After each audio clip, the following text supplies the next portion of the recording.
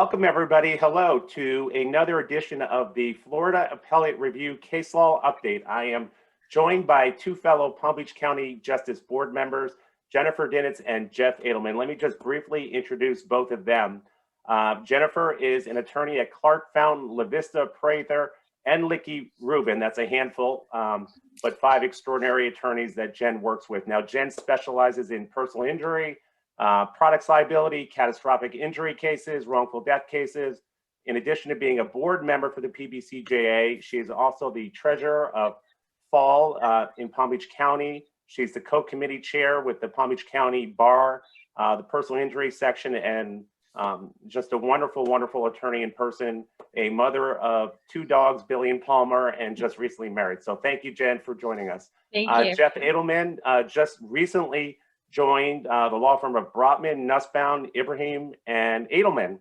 He is a Florida Supreme Court Circuit civil mediator, board certified in civil trial, the immediate past president of Fort Lauderdale Abota, and in the future, I think we'll be hearing some more with Jeff's involvement statewide in Abota, so stay tuned for that. So thank you, Jeff, for joining me as well. Now, today's episode, we're going to discuss misconduct. We've got a selection of 4 cases where there was misconduct by the attorneys themselves within each of the cases, or alleged misconduct. What's interesting is that in 3 of the 4 cases, the appellate court did not grant the relief requested by the appellants in terms of new trials or sanctions. And in only 1 of the 4, ironically, the one where there were no objections raised at trial, was the one where the appellant was granted a new trial. So we're going to start with 2 cases that Jeff's going to talk about, issued last week, June 18th, on the same day by the same panel of the 5th District Court of Appeal, involving the same 2 attorneys on both sides. So take it away, Jeff. Well, the first one I'm going to talk about is the Bowers versus Tillman et al. Case, decided June 18th, so just last week. And it involves Dale Goebel, defense attorney, and plaintiff's attorney Jeff Bird, who clearly did not like each other throughout their cases, and I'm sure that these are not the only 2. But what struck me about reading this is just some of the egregious conduct in violation of a motion in limine. Mr. Goebel's expert witness referenced medical records that were clearly banned by a motion in limine, but let it go forward anyway. And in addition to that, there's a pattern here with Mr. Goebel, who, again, we're going to get into it, that there's an order that he has been up for sanctions over 30 times, and there's a continuing pattern here. And looking at specifically in this case, the records that Dr. Kowalski, the expert witness, referenced were to show some chiropractic treatments that, again, were banned from this trial, and he brought it up anyway. The judge dealt with that at the time, but things were so bad that the judge wrote that jurors were snickering to themselves about how badly the attorneys were treating each other. You don't usually see something like that. And, it got to a point where Mr. Goebel is a repeat offender. And in this particular case, he even put up a slide saying, lawyer referred to chiropractor in the closing argument. And when they had a sidebar, did not take the slide down, even though that also was not allowed. So what happened in this case?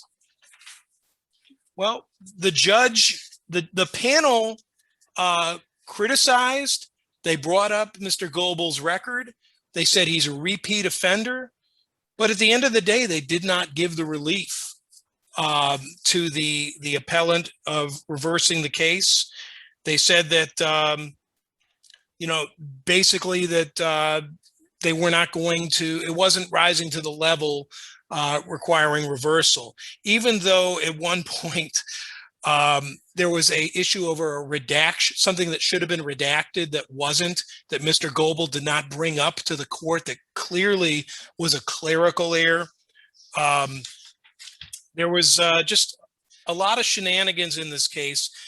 And I'm glad you asked me to go first, because my next case, Andrew, involves the same attorneys.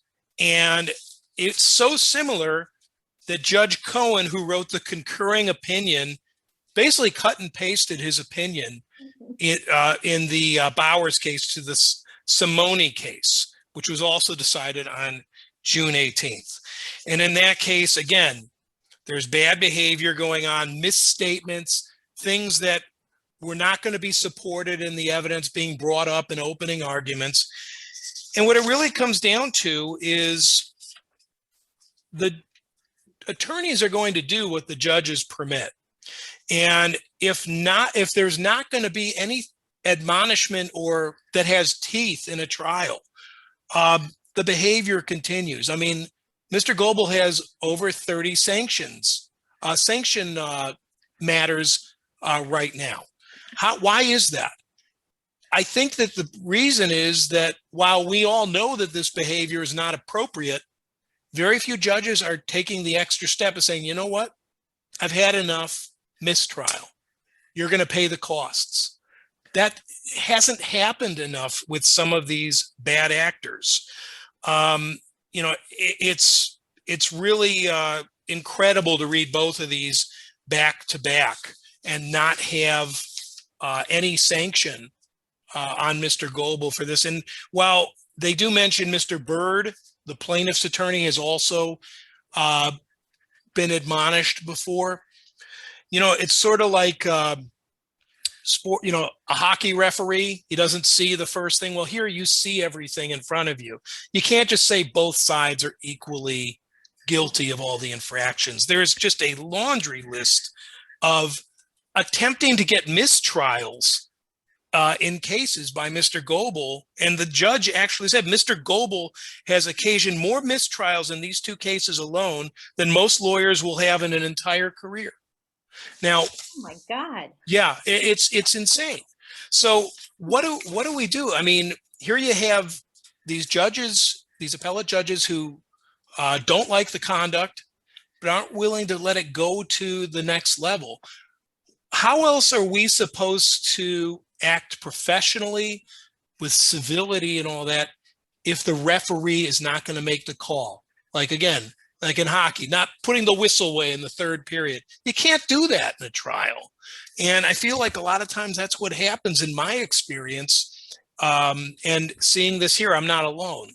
But Andrew, I'd like to get your thoughts on these two cases together, because you don't usually see a concurring opinion where they just copy and paste it because the behavior is so similar.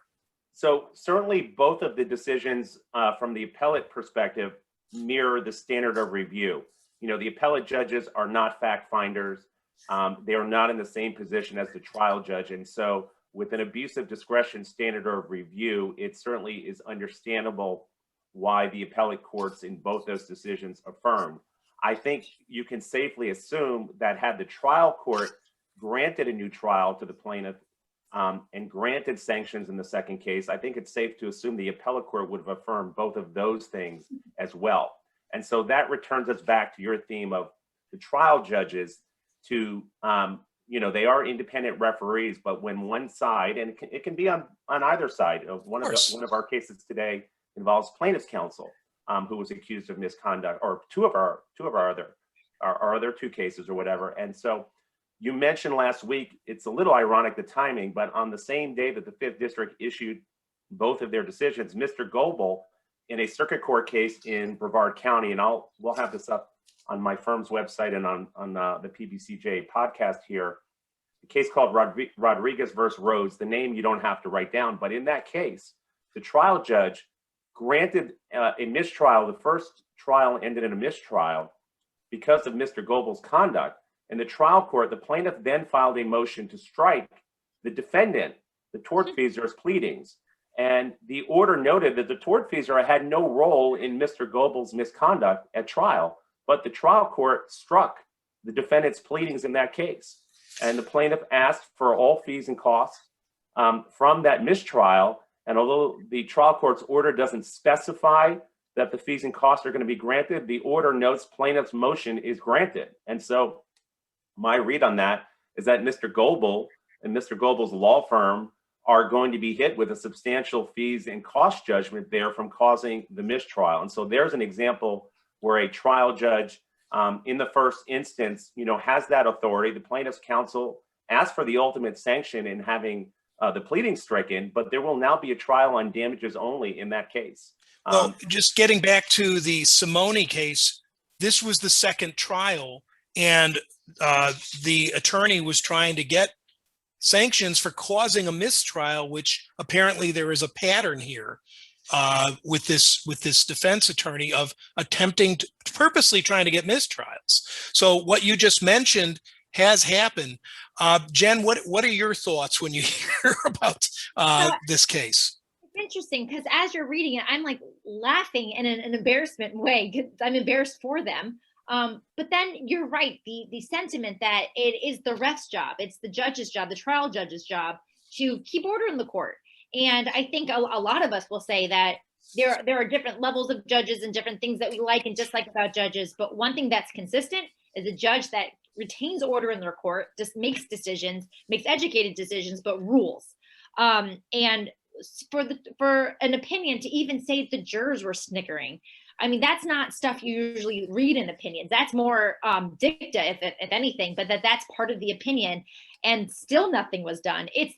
It's funny in an embarrassing way, and then you think this is not right. Something does have to be changed, and it's refreshing to hear, Andrew, that some judges are doing what they're supposed to do and laying down the hammer. Right. Judge Cohen says in his concurring opinion, in my view, the instant cases establish a continuing pattern of conduct by Mr. Goebel designed to provoke the granting of mistrials.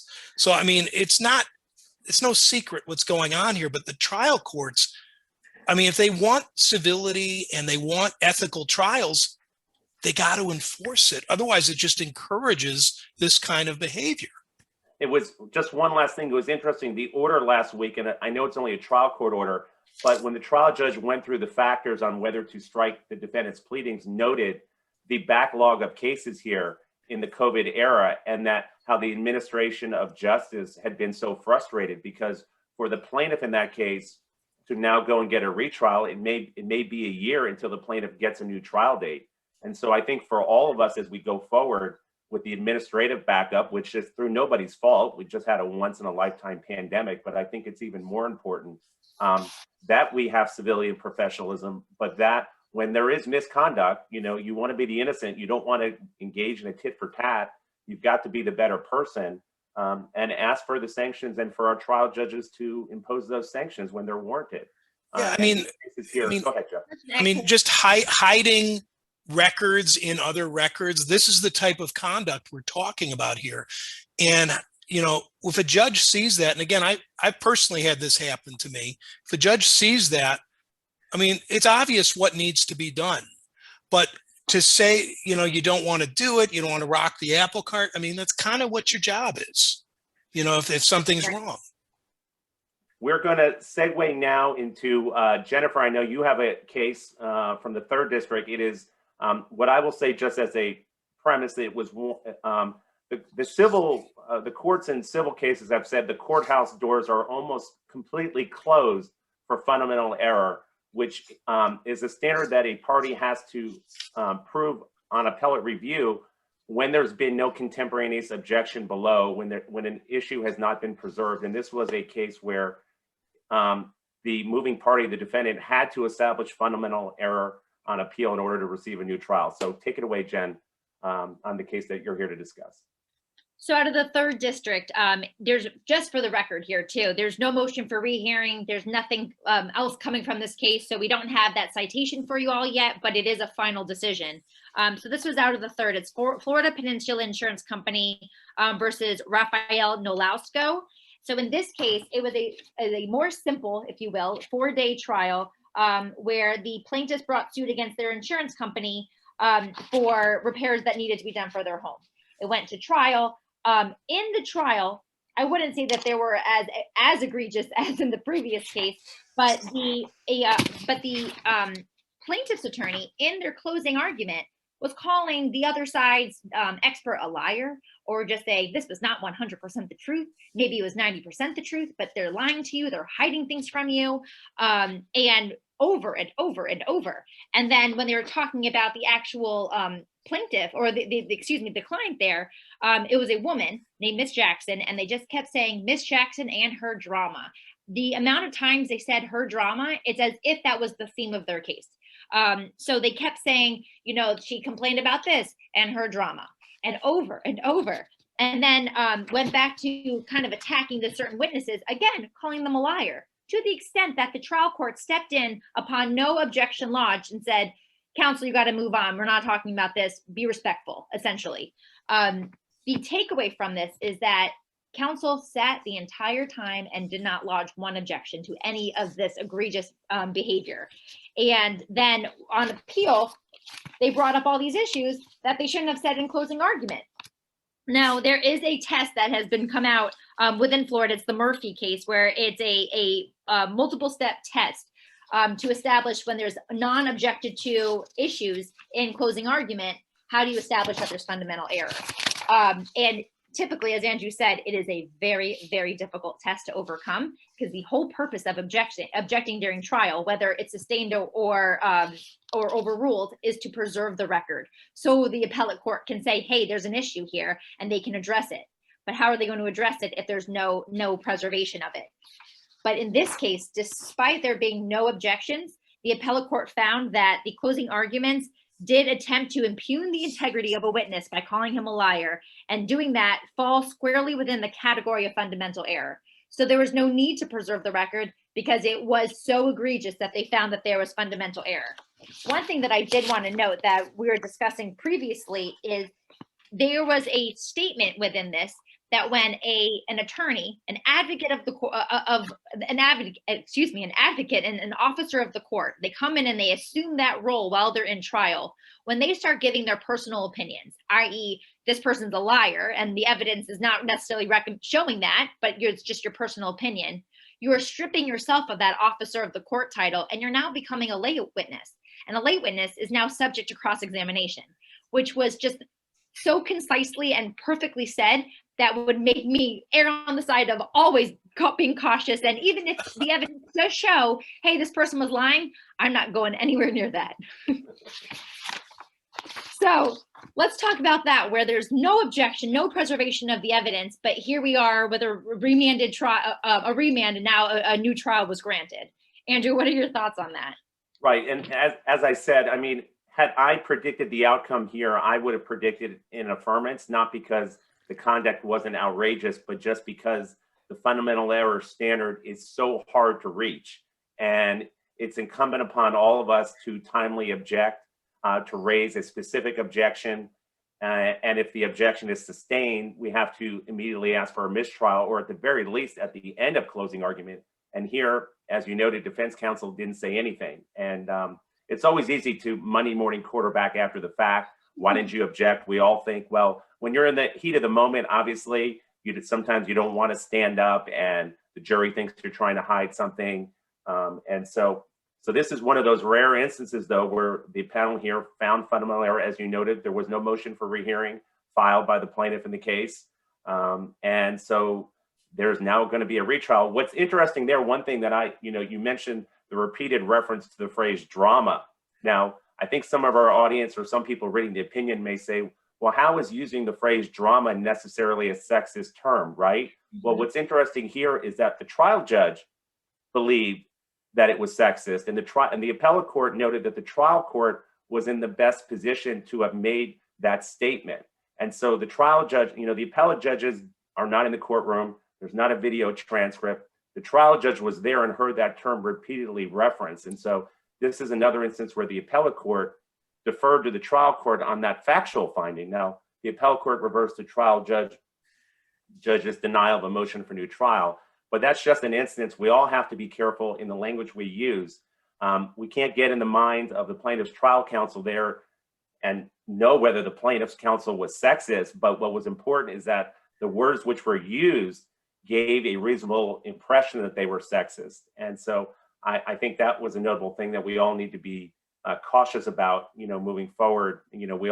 I don't do closing arguments. I know both of you do them, and some people prepare their closing arguments and write them out. And then when you get in the heat of the moment, it's sometimes, you may not always follow the script or whatever, but I think it is a good thing, for closing, have somebody else in your offices or outside, practice it, read it, because sometimes how you think it sounds may not come across that way to, to the listener or to the audience. And so that would be my advice. Something to add just to that, because I thought the same thing reading it. It's like, well, her drama, how is that sexist? And I was trying to understand that. And another phrase that they used that the trial judge did not appreciate was when they were speaking about the expert, they called them a hired gun, which at first when I read that, I'm like, hey, that's pretty clever.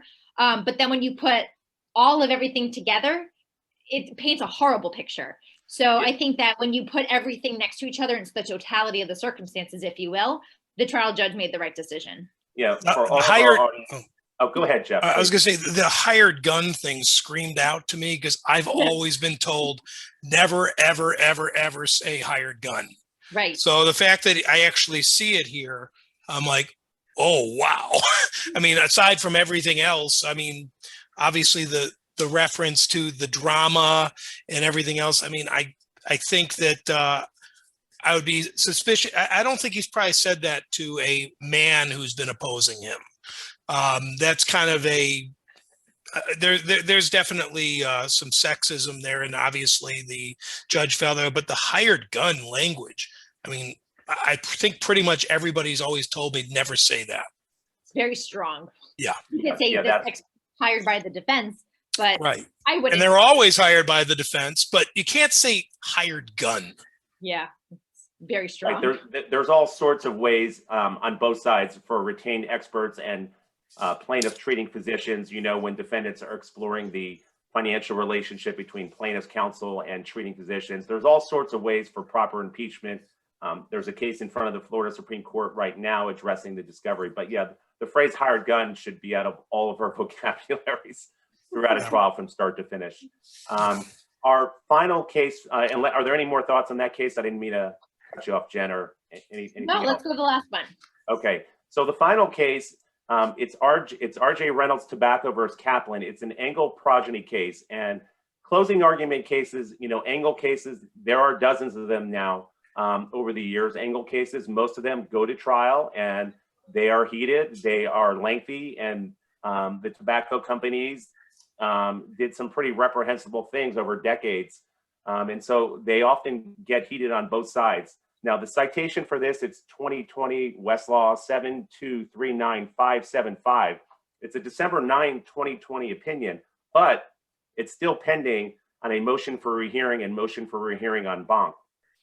Now, the plaintiff in this case recovered $5 million, $2 million in compensatory damages and $3 million in punitive damages. Now, the plaintiff's counsel in the case, there were a couple of references which the majority and concurring opinion both found, all three judges found were rather egregious. There was a reference what the appellate court felt that the plaintiff's trial's comments discussing Schindler's List was analogizing the conduct of the tobacco companies to the Nazis. And there was also a long discussion regarding George Orwell in 1984. Now, in that case, unlike the case that Jen talked about, defense counsel did contemporaneously object, and the objections were overruled. And so on appeal, the defendant did not have to reach a fundamental error analysis, which was met in Jen's case. But as we've said, it's almost impossible to meet. Instead, the defendant there had to establish that the comments were so prejudicial and inflammatory to require a new trial. Now, the appellate court affirmed.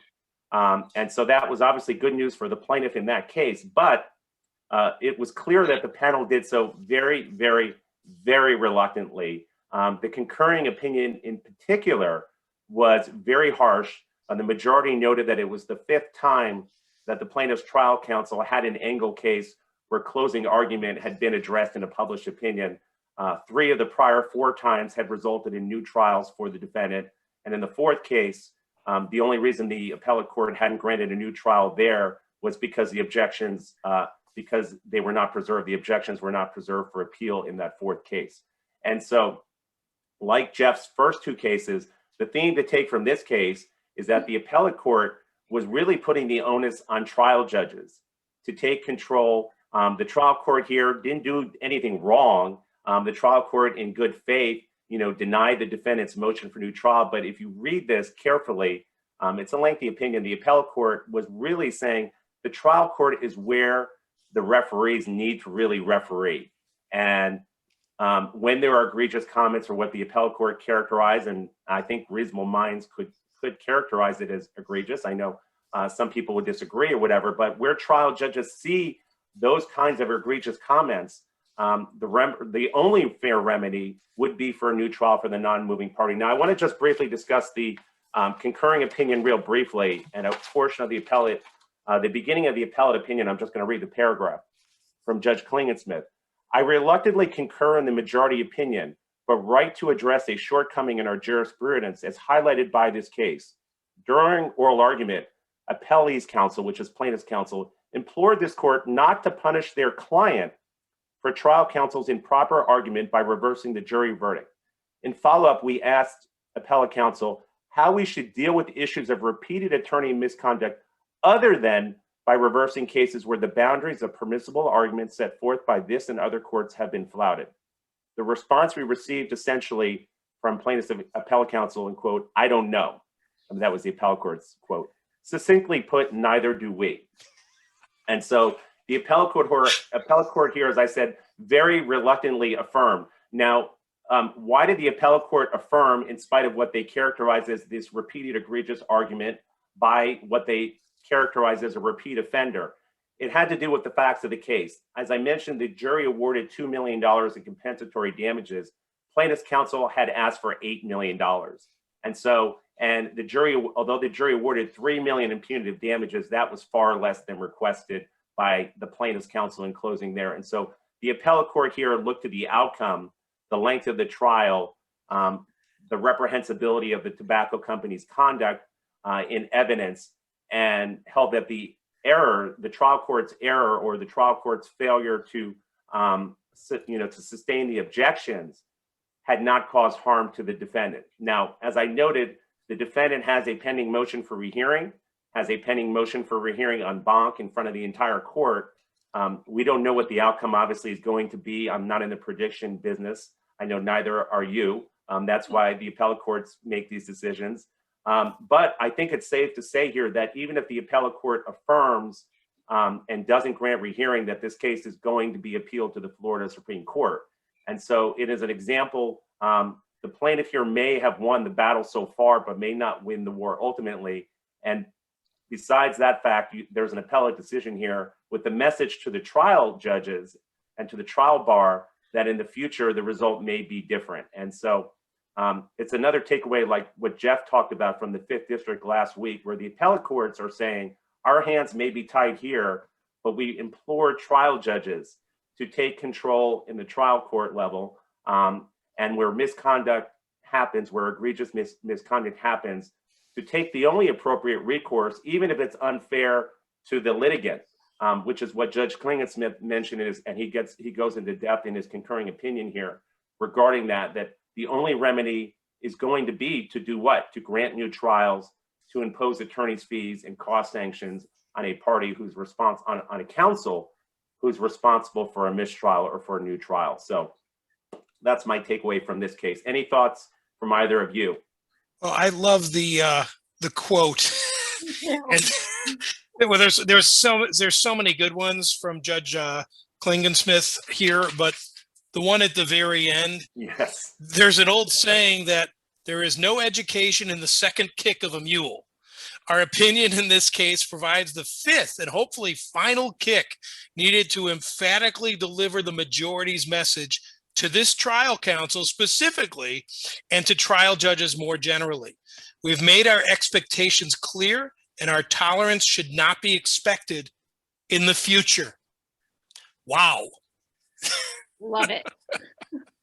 Right, and it's the same message we saw last week from the 5th District, the concurring opinion there, where the appellate judges here, they have this deferential standard of review, which they're required to follow.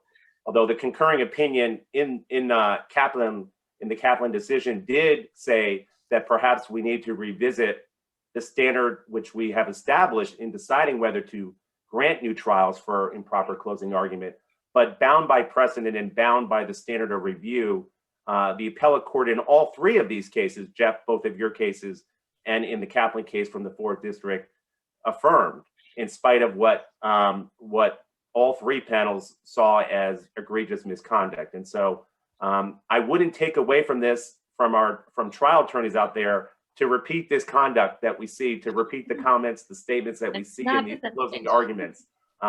Quite the opposite, I think, should be the message for all of us, to not do this, and to be above board. And the more above board we are, the more likely we are when we see misconduct from our opponents to have the credibility to go forward and ask for sanctions. Because there are, in the course of a case, it's not just striking pleadings, it's not just moving for attorney's fees. There are going to be times where you move for sanctions for some small issue of a case. And if you have yourself been sanctioned, or if you yourself have been, it's going to be a lot harder for you to get that credibility with trial judges in your own cases, your firm's own cases.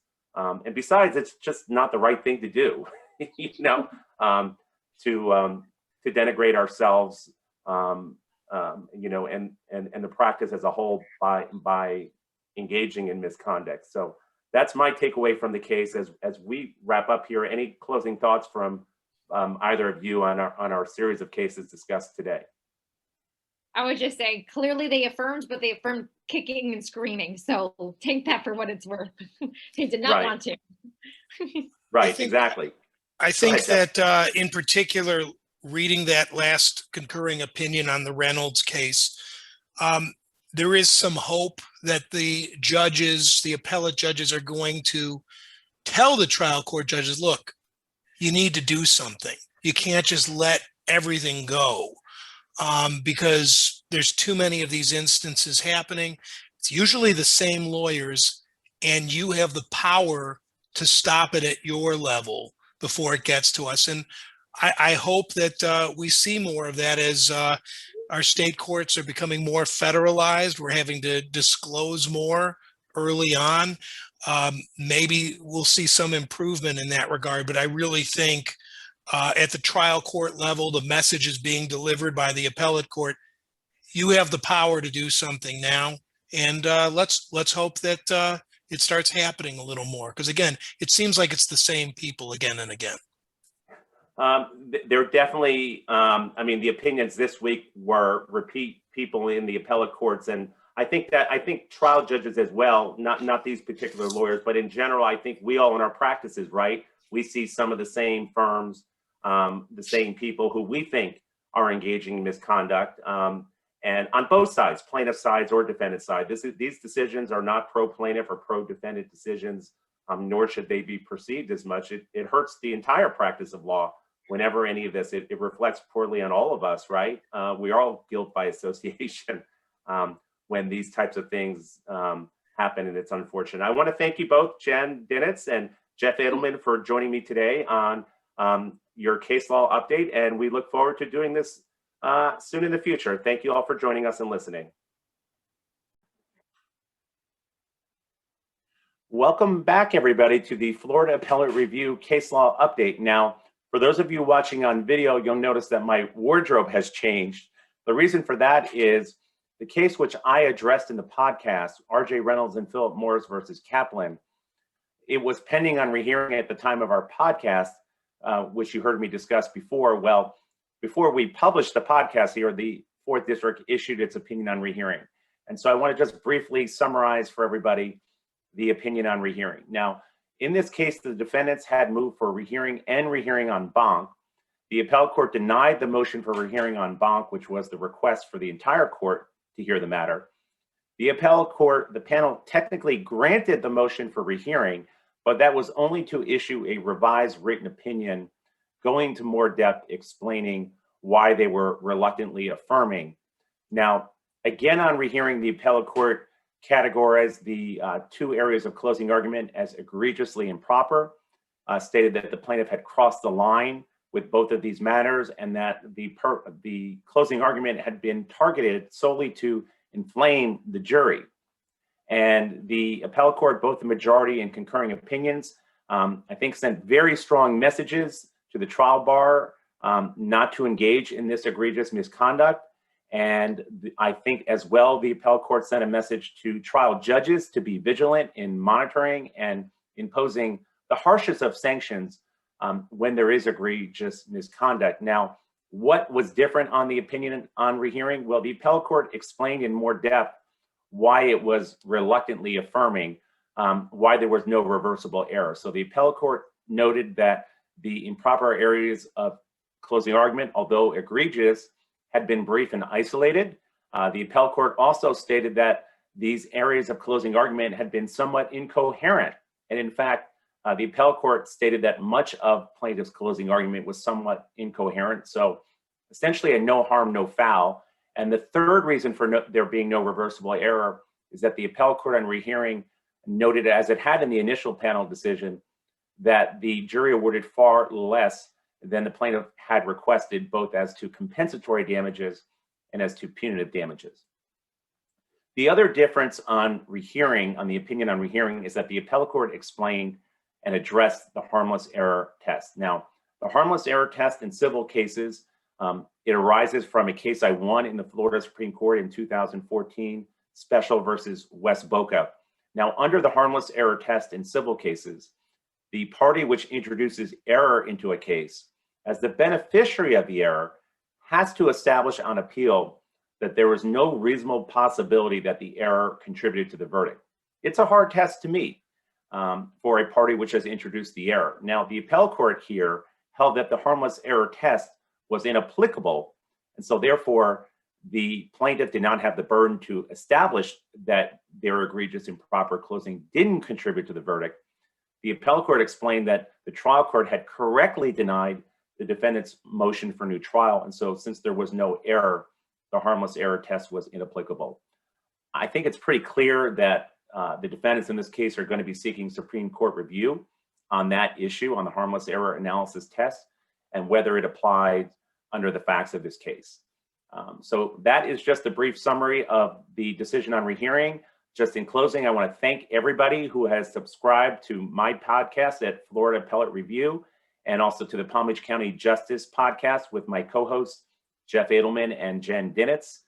My podcast, I'm going to have not just case law updates, but also some more personal stories with trial attorneys about their practices and their community service. I hope that there's an audience for that. And if you're interested in speaking on one of those podcasts, just please let me know. Andrew at Harris Appeals, or you can call me at my office number 561-867-9500. And looking forward to next week's case law update with you all. Thank you so much. Bye-bye.